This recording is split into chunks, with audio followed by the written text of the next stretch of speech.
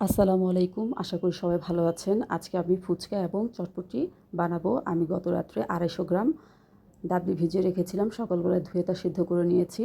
বাজারে যে কাঁচা ফুচকা পাওয়া যায় আমি সেটা ভেজে নিয়েছি।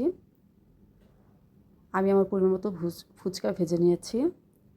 ফুচকা যে টকটা ব্যবহার করা হয় সেটা বানানোর জন্য আমি কিছু তেঁতুল নিয়েছি এবং নর্মাল টেম্পারের পানি দিয়ে তেঁতুলগুলোকে আমি গলিয়ে নিয়েছি।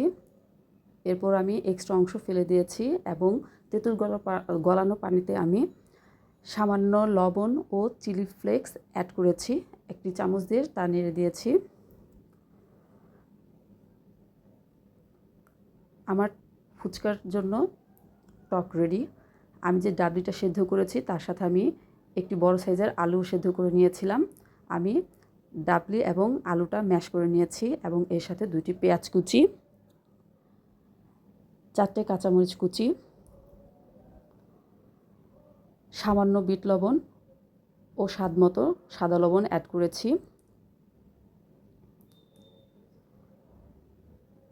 আরও অ্যাড করেছি চিলি ফ্লেক্স ও রাঁধুনি চটপটি মশলা, যেটা দোকানে কিনতে পাওয়া যায়। আমি সেই রাঁধুনি চটপটি মশলাটা 2 চা চামচ অ্যাড করেছি এবং এই সমস্ত মিশ্রণ ভালোভাবে মিক্স করে নিয়েছি।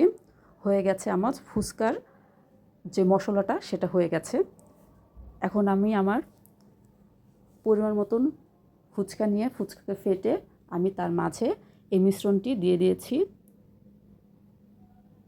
এবং সেদ্ধ ডিম কুচি করে উপরে সাজিয়ে দিয়েছি।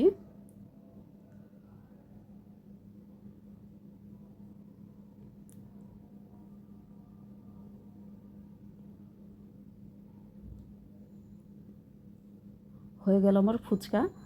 আমি ফুচকার জন্য যে মশলাটা করেছিলাম ডাবলি এবং সেদ্ধ আলুর, সেটা দিয়েই আমি এখন চটপটি বানাবো।